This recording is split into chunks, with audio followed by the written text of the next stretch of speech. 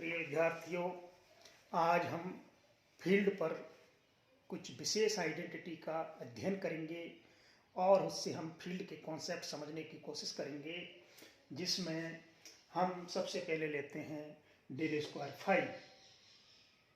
अगर किसी फील्ड में अगर आप आपको पोटेंशियल फंक्शन के रूप में दिया हुआ है और उस फंक्शन पर अगर हम डेल स्क्वायर ऑपरेट करते हैं और वो डेल स्क्वायर आपका शून्य प्राप्त होता है, तो हम कहेंगे कि del square phi equal to शून्य प्राप्त होने पर कि उसमें जो आवेश रहित क्षेत्र होगा, यानी जो फील्ड फाई है या सदिश जो फील्ड है वो आपका आवेश रहित होगा, उसमें कोई आवेश नहीं होगा। जिस स्थान पर आप फाई का मान इस फंक्शन का अगर जीरो आता है डेल स्क्वायर फाई का मान, तो हम उसको कहेंगे आवेश रहित फील्ड। अगर del square phi not equal to zero आता है, del square phi not equal to zero आता है, तो हम कहेंगे कि डेल स्क्वायर फाई कोई कांस्टेंट के बराबर होगा।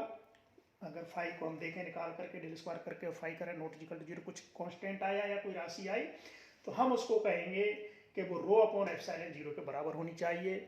तो रो ये है आपकी पॉइजन इक्वेशन से कहेंगे कि डेल स्क्वायर फाई का मान रो अपॉन एप्सिलॉन जीरो, यानी जीरो नहीं है तो रो अपॉन एप्सिलॉन जीरो, तो rho is equal to epsilon zero के यहाँ पर आप डेल स्क्वायर फाई का मान निकालो, फाई दिया हुआ है फंक्शन के रूप में, उससे डेल स्क्वायर फाई निकालो तो फाई, और उससे हम rho is equal to epsilon zero के करके और हम कह देंगे कि वो जो फील्ड है वो आपका स्रोत सहित होगा, यानी उस फील्ड में आपका स्रोत विद्यमान है। तो ये और इसकी जो डेंसिटी है एकांक आयतन आवेश घनत्व वो रो है, तो ये आप निकाल सकते हैं। तो ये डेल स्क्वायर फाई से हम ये पता कर लेते हैं कि जो फील्ड है उसका वहाँ पर स्रोत विद्यमान है कि नहीं है। ये दोनों समीकरण इसलिए इम्पोर्टेंट, लाप्लास समीकरण, पॉइजन समीकरण, इन दोनों से हमें पता लगता है फील्ड की उपस्थिति का। और दूसरा है curl A is equal to zero. Curl A is equal to zero या divergence is equal to zero, दो कॉन्सेप्ट हैं। अगर कर्ल किसी सदिश का जीरो है, फील्ड में किसी सदिश फलन का कर्ल जीरो है, यानी फील्ड कैसा कहलाएगा, अघूर्णी सदिश होगा, रोटेशनल होगा, फील्ड इज कंजर्वेटिव होगा, संरक्षित क्षेत्र होगा, यानी जिसका कर्ल शून्य है वो अघूर्णी सदिश होगा। अगर हमने दिया हुआ है कि एक कोई वेक्टर दे दिया आपको, उसका हमें कर्ल निकालना है और कर्ल करके हम देखेंगे कि अगर उसका मान शून्य प्राप्त होता है तो हम उसको घूर्णी कहेंगे, शून्य प्राप्त नहीं होता है तो वो घूर्णी सदिश होगा। और शून्य प्राप्त होने का मतलब है कि अघूर्णी है, यानी वो संरक्षी बल क्षेत्र है, यानी कंजर्वेटिव फील्ड है। अगर यहाँ एक ही जगह विद्युत क्षेत्र ई ले लें तो हमेशा जीरो आएगा, क्योंकि ई आपका सदिश क्षेत्र एक संरक्षित क्षेत्र है। और क्योंकि उसमें अगर ए को हम विद्युत क्षेत्र लेते हैं तो E is equal to R one upon R square के होता है, तो वन अपॉन आर स्क्वायर यानी R cap upon R cube, R सदिश बटे आर क्यू, इसको हम निकालें तो ये मान भी हमेशा शून्य प्राप्त होगा।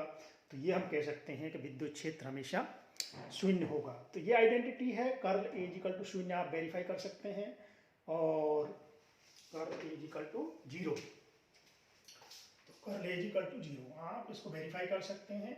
एक ही जगह हम अगर विद्युत क्षेत्र ई ले लेते हैं प्रोपोर्शनल टू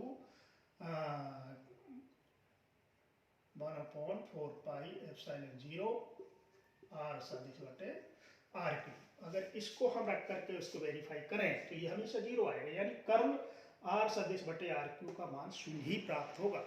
तो इसका आधार पर हम कह सकते हैं कि अघूर्णी सदिश कर्ल ए, फील्ड ए हमें जो भी है हम उसको निकालें उसका कर्ल, और वो शून्य अगर आता है तो हम कहेंगे कि वो संरक्षित क्षेत्र है। और नेक्स्ट है डाइवर्जेंस। अगर किसी सदिश क्षेत्र का डाइवर्जेंस जीरो है तो हम उसको हम कहेंगे कि वो परिनल का सदिश होगा। अगर किसी सदिश राशि का, सदिश फलन का डाइवर्जेंस जीरो है तो वो परिनल का सदिश होगा, अर्थात कर्ली। अब यहाँ पर हम देखो, यहाँ पर एक सदिश डाइवर्जेंस कर्ल ए लिया है, इस आइडेंटिटी को अलग से प्रूव कर सकते हैं। Curl A, divergence curl A equal to zero है, तो हम कहेंगे कि ये, अब इसमें देखो ये कर्ल ए, यानी जो कर्ली क्षेत्र से कोई फ्लक्स निर्गत नहीं होगा। डाइवर्जेंस का मतलब फ्लक्स, और कर्ल ए का मतलब घूर्णी सदिश। घूर्णी सदिश का कोई भी डाइवर्जेंस यानी उससे कोई फ्लक्स निर्गत नहीं होगा, तो कर्ली क्षेत्र से कोई फ्लक्स निर्गत नहीं होता है। इस आइडेंटिटी को आप प्रूव कर सकते हैं। और यहाँ पर कर्ल ए, अगर ये आइडेंटिटी है और इसमें देखेंगे कर्ल ए हमेशा एक पैरेलल का सदिश होगा, तो ये कर्ल ए, तो ये इंपॉर्टेंट है। नेक्स्ट है curl gradient phi is equal to 0, यानी अदिश क्षेत्र की प्रवणता कभी भी कर्ली नहीं होती, क्यों? ग्रेडियंट होता है, यानी वो एक नॉर्मल डायरेक्शन में होता है। ग्रेडियंट फाई एक सदिश राशि है, एक निश्चित नॉर्मल डायरेक्शन में, एक इसमें कोई रोटेशनल वाली बात नहीं है, यानी उसका कोई घूर्णी नहीं होगा।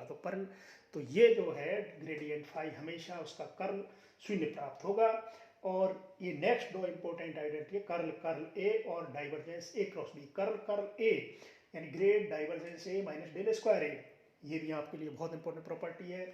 इससे आप मैक्सवेल समीकरणों में भी इसका बड़ा भारी उपयोग है। और divergence A cross B, B dot curl A minus A dot curl B, अगर ए और बी की जगह ई क्रॉस बी होता तो डाइवर्जेंस ई क्रॉस बी, तो उस स्थिति में समीकरण बदल जाएगी। इसका उपयोग है, तो ये इंपॉर्टेंट है, ये याद भी रखनी है। तो ये जो आइडेंटिटी है इन सभी को याद करते हुए और फील्ड को हमें समझने में मदद मिलती है। धन्यवाद। जय हिंद।